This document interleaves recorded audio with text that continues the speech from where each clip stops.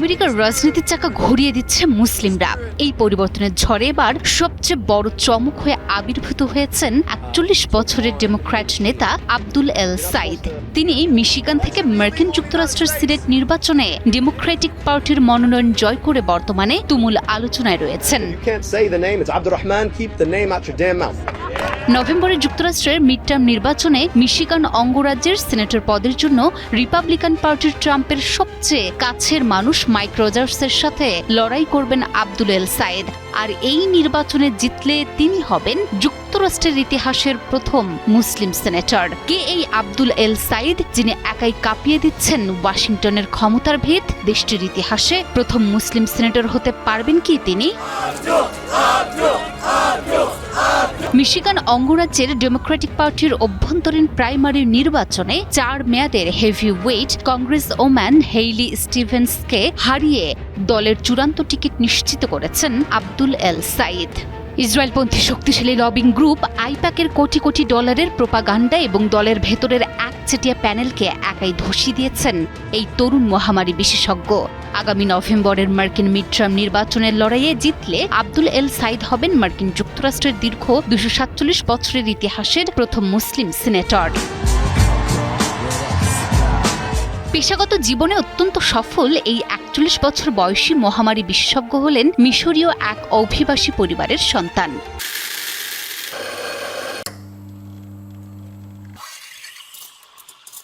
২০১৫ সালে মাত্র ৩০ বছর বয়সে ডিট্রয়েটের পাবলিক হেলথ বিভাগের প্রধান নিযুক্ত হয়ে তিনি যুক্তরাষ্ট্রের ইতিহাসে কনিষ্ঠতম স্বাস্থ্য কর্মকর্তা হিসেবে রেকর্ড করেছিলেন। যদিও তাকে রাজনীতিতে বহিরাগত বলা হয়, তবে তার প্রথম বড় চমক ছিল ২০১৮ সালের মিশিগান গভর্নর নির্বাচন।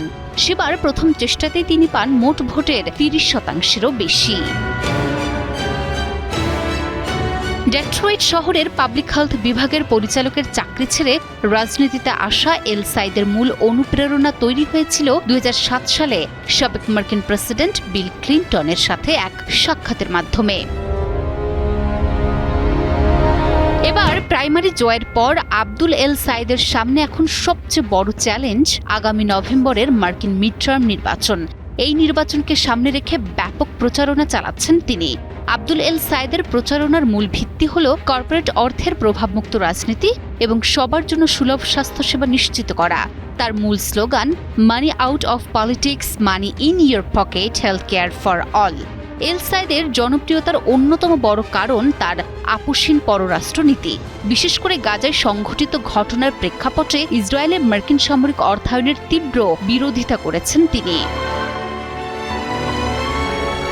তাছাড়াও মার্কিন ট্যাক্স পেয়ারদের অর্থ বিদেশি সামরিক শক্তিতে ব্যয় করার বিরুদ্ধে কথা বলে তিনি ডেমোক্র্যাট সমর্থকদের একটি অংশকে আকৃষ্ট করতে সক্ষম হয়েছেন।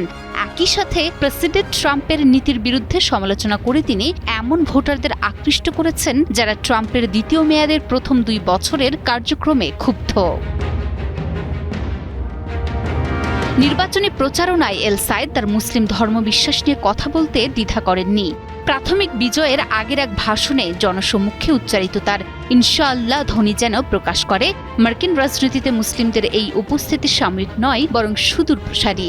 অথচ পাশাপাশি ধর্ম ও রাষ্ট্রের মৌলিক পৃথকীকরণে বিশ্বাসী হিসেবে তিনি প্রতিটি মানুষের নিজ নিজ বিশ্বাস পালনের স্বাধীনতাকে আমেরিকান ঐতিহ্যের অংশ বলে উল্লেখ করেছেন।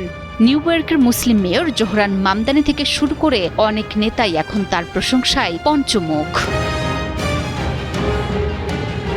মুসলিম কমিউনিটি সহ সর্বস্তরের প্রগতিশীল ভোটারদের সমর্থন নিয়ে এখন আগামী নভেম্বরের চূড়ান্ত নির্বাচনের মুখোমুখি আব্দুল এল সাইদ। সব মিলিয়ে আমেরিকার রাজনীতির চাকা এখন অনেকটাই ঘুরিয়ে দিচ্ছে মুসলিমরা। ট্রাম্প শিবিরের উগ্র ইসলামোফোবিক আক্রমণকে ধুলোয় মিশিয়ে দিয়ে আব্দুল এল সাইদ যদি নভেম্বরের নির্বাচনে জয় ছিনিয়ে আনতে পারেন, তবে তা বিশ্ব রাজনীতিতে এবং মার্কিন যুক্তরাষ্ট্রের ইতিহাসে এক নতুন অধ্যায়ের সূচনা করবে।